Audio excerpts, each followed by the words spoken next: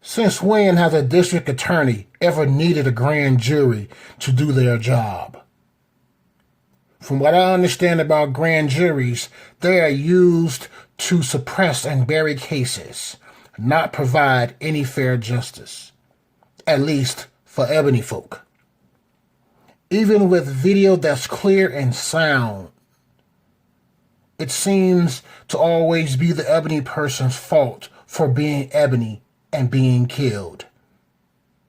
There's also a gender, specifically, that suffers far more than any other, and that is my son, father, uncle, granddad, their son, father, uncle, granddad.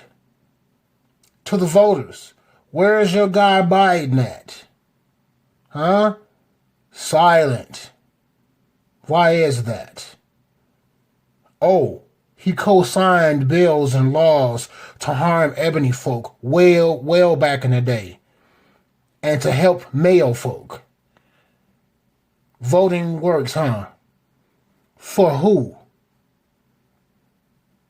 Ladies, if this murdering of fathers, uncles, sons, nephews, and granddads continues all for the public to see, there won't be any men left to protect you, your family, and the very ones that tells you to pray and vote and everything is going to be okay are going to turn full-fledged on you. This is pure, unadulterated white supremacist behavior, and a lot of us are playing by their rules and dying to live.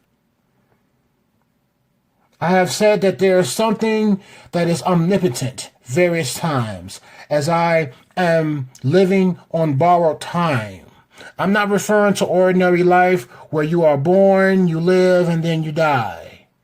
More times than not, life for me has shown at least 7 to 10 times that, or what immediate and impending death is what it looks like, and it's literally right in front of my face, all 7 to 10 times. I'm talking about I can feel that death is there. Okay, that's how you know it's real. When you can feel that death is right there. It's a minute away. It's a few seconds away. It's an hour away. I cannot honestly say what kept my heart pumping, lungs breathing, feet a moving, wasn't of this world. It had to be something from another world, or something, again, something omnipotent. Because otherwise, again, at least 7 of those 10 times, anybody else would have been dead. So I'm clearly here to do something, to say something, to help somebody else, to help somebody else, to help somebody. I'm here to do something. And until I'm laid to rest, I'm going to continue pushing and working to find out what is or what was the reason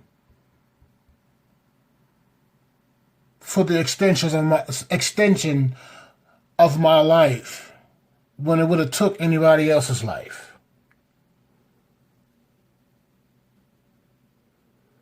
Now, I want to ask, where is this Jesus that everybody keeps saying that he saves?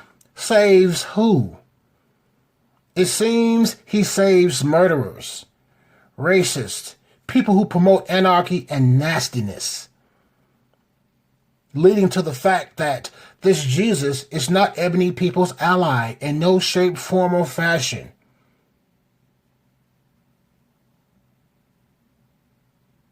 It's ridiculous. Pray and it'll be okay. Right. Over 500 years, it still ain't okay for us. Why is that? Have our ancestors or have we done something so bad that this Jesus is sitting back on the sideline saying, you on your own? Right. This is why I've had countless amount of arguments with people. And, I fought myself for that. For arguing with anyone who tells me that this Jesus is saved. Just pray to Jesus and everything's going to be okay. No, it don't work that way. Okay? Because when things need to get done, who does it? It is you. It is me. It is ourselves. It is people. But we are in love with the oppressor and his tales of grandeur. Now, every time some white supremacist kills in some horrible and dishonorable and deplorable way, we get mad, march, chant, pray. The person's family may or may not get a check, and that's it. We all go on with our lives as if there's nothing, as if there isn't a larger issue here. The laws favor females for a good reason. The men who put bills on the books, understand that females operate solely on emotion, and the oppressors, play on that. And the females just go on with their lives, enjoying what white supremacists who puts laws and bills into effect is giving them. That is the equivalent of, I got mine, you got to go get yours. Which I might add is divisive. And that is why brothers are being lynched in the streets all over again across America. From 400 years ago up into current times. Again, where is this Jesus at? You mean, really? Really?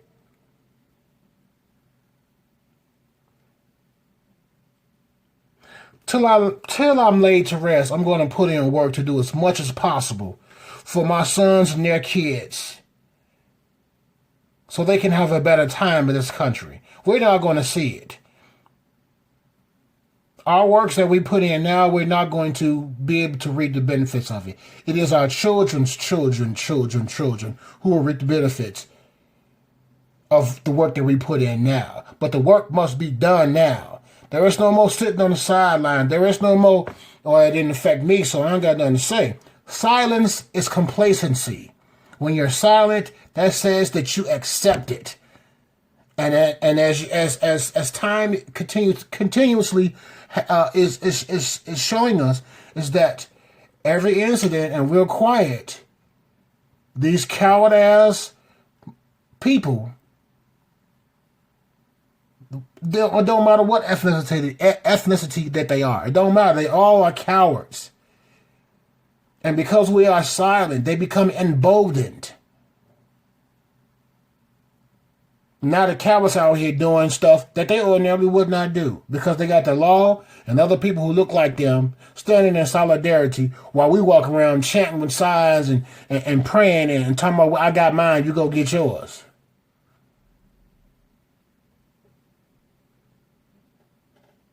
It's ridiculous.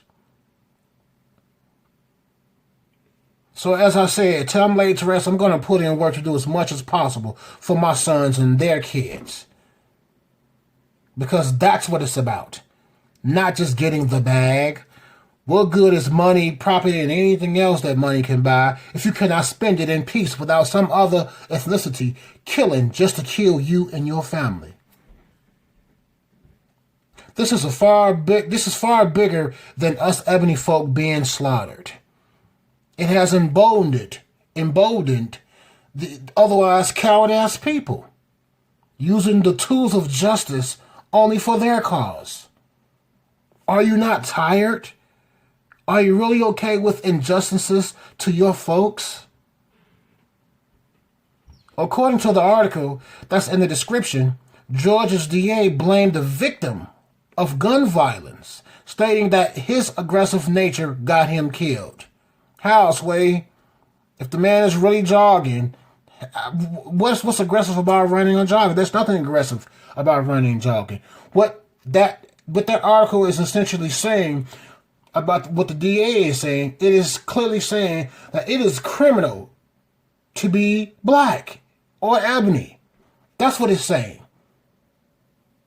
You got to learn to read between the lines.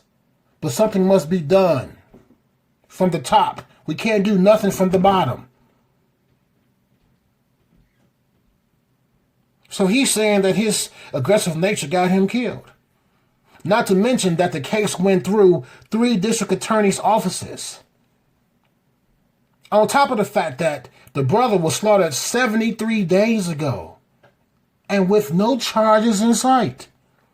Even with charges, the handling with kid gloves concerning murderers of people minding their own business says to the aforementioned weak-ass people that hides behind sheets, or in this case, the sheets are off.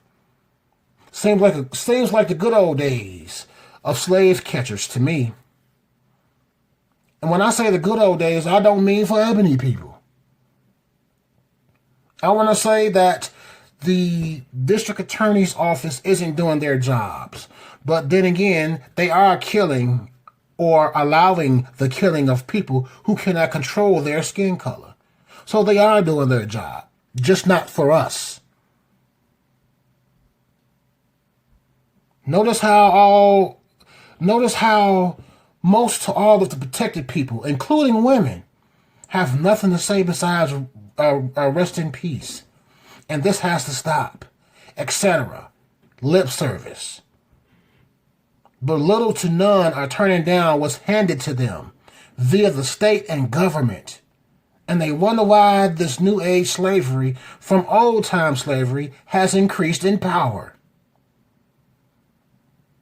Think about it this way. Michael Luther King Jr.